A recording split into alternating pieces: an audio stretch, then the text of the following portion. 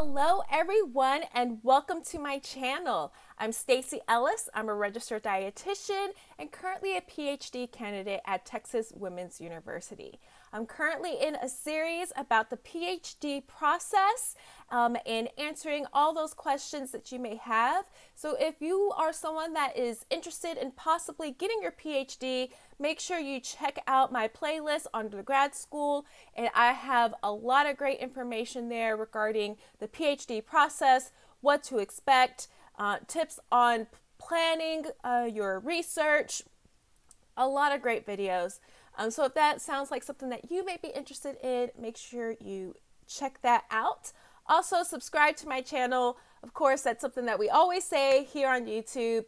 I will have a few more videos coming out on the PhD process.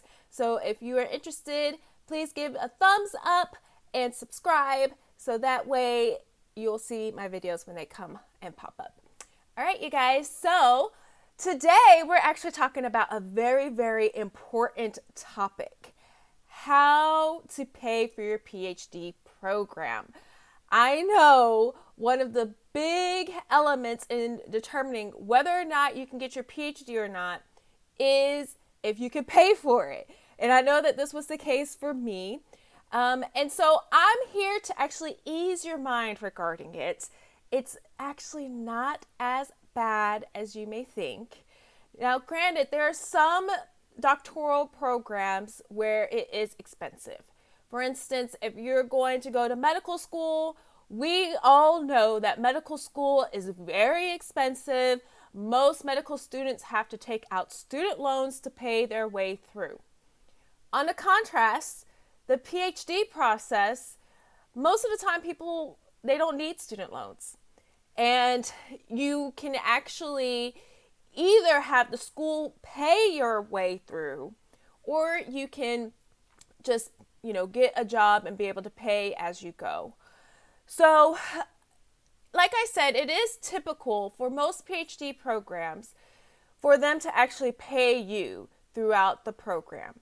You may want to, do some research on the different programs, talk to current PhD students that are in those programs, ask them questions, go on LinkedIn, go and visit the campus and see if you can talk to some of the PhD students in the department that you're looking into, and ask them how they are able to pay through the program.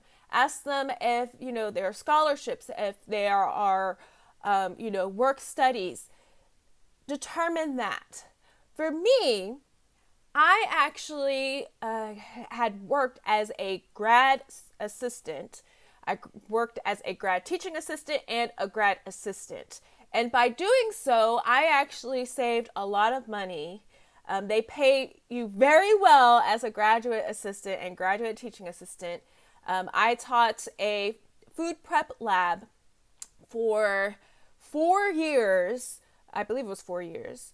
Pretty much my whole time that I was in my PhD program. And as a graduate teaching assistant, you actually get paid a little bit more than if you were just a regular grad assistant. So a grad assistant in my department, typically they will assist other professors with their grading, other things that they need for their class. We also have graduate research assistants, which are pretty much people who help the professors in their labs with whatever research they got going on. So if you are interested in doing research and gaining more experience doing research, look for a graduate research citizenship. And like I said, you'll get paid for that. I actually enjoyed teaching. I used to be a teacher, and so I did the graduate teaching citizenship. And by doing so, I actually saved a lot of money. I have more than enough money to pay for my tuition. Every semester I would get paid and I would just save that money. And now I'm actually not teaching this last year of my program because I just wanted to get done and focus. But I saved enough money that I can pay my tuition and have extra money for like my commuting and, other things that I have going on. So it is possible.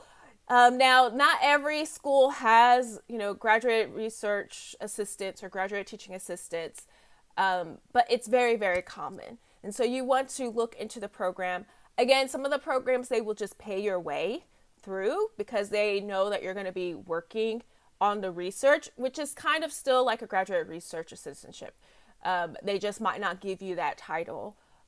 So make sure you do research on the program. So really a PhD program, the PhD process is actually not that expensive.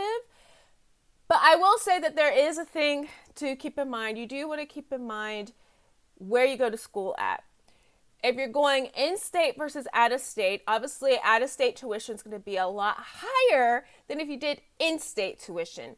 So keep that in mind as you are picking a program. I stayed in-state, and I also picked a university that I felt was pretty reasonable in terms of the price. It was a public university. It was not a private university. So all of those things also have a role in terms of how much your tuition will be. Now, sometimes they might just, help you part of the way, and then you'll have to pay the rest of the way.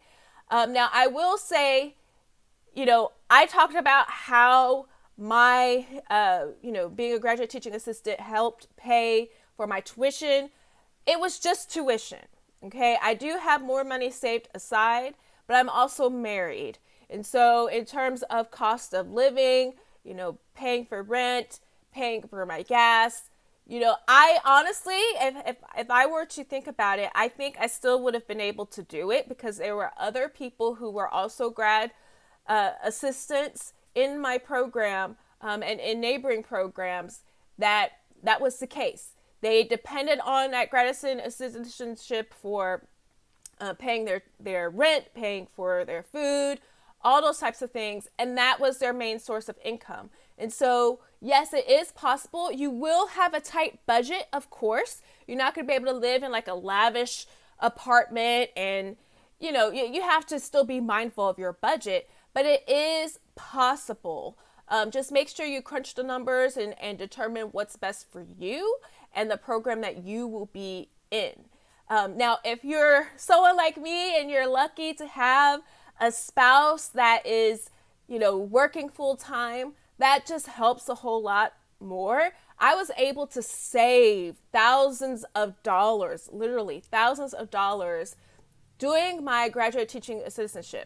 So I had that money come straight into my savings account, and I only took money out when I needed to pay tuition. And so it actually could be a really great benefit for you as you're going through your program. Now, granted, you're not going to make a ton of money. It's not like as though you're working a full-time job because it is still a part-time job. Being a graduate assistant, you are only working part-time. They only allow, well, at my school, they cap off at 20 hours. And so there are some people who actually will do the graduate be a graduate assistant and also will work somewhere else on the side. So, I'm in the nutrition department, and there are a lot of grad students that also are dietitians, and they'll work in like a hospital or in some other type of capacity. I knew people who drove Ubers and, did that type of stuff as well. And so you actually will have time to have a second job. So if you do want to work full time, it is possible. There are some people who work full time as they are in school. There's just certain times during your program where it might be more difficult to do that. So this is really dependent upon your research, your class load, how fast you're trying to get through the program. I stated in one of my other videos that one of the things that I regretted was taking 9 credit hours or more because, and I was working 30 to 35 hours a week. For me, that was too much. But there are other people who are able to work full time and still take 9 credit hours each semester. So you do want to, look at that for yourself, see what you can handle. Everyone's different. And, it depends on what semester. So there might be some semesters where you just know you're going to need more time to devote to school. And so during those semesters, you're going to want to cut back. So that's the case for me right now. I am trying to finish my dissertation, finish my research, finish my writing, my manuscripts. And so I'm solely just working part-time at as a dietitian at another university. And when I say part-time, I mean very, very, very, very few hours each week. And so that allows me to spend most of my time focused on my work. I knew that I would not be able to do that working 20 hours a week because I was working 20 hours a week for 4 years and it was very difficult for me. So you just have to, you'll know when you get into it. Again, there's some people that are able to work full time, throughout their whole program and they do fine. So everyone's different. But keep that in mind. You know yourself better than anyone else. I knew that I needed to save money. And I also was, like I said, I'm appreciative of my husband. So I have my husband to help me and I have a good support system. My parents, they're a great support system. If we need anything, I know I could always, call on them. But we are doing fine financially, so it's not something that I'm currently worried about. Again, for me, this was a great opportunity. I was able to pay my way through. It's perfectly fine. So if money is an issue for you to get into a PhD program, it really isn't. It really isn't. You should be able to do it. Money should not be an option. Everyone that I know who has gone in, no one has dropped out because of finances. Not one. So, all right. So there you have it. If you have any more questions regarding the PhD process, or if you have any questions regarding grad school in general, leave comments down below. Again, I'm in this series. I'm trying to help answer these questions because, quite frankly, there's not a lot of YouTube videos out there regarding these subjects. And so I know that there are people who need this information because I was looking for it. So, all right, you guys have a good rest of your day. Make sure, again, you like and subscribe, and I will see you guys next time. Bye.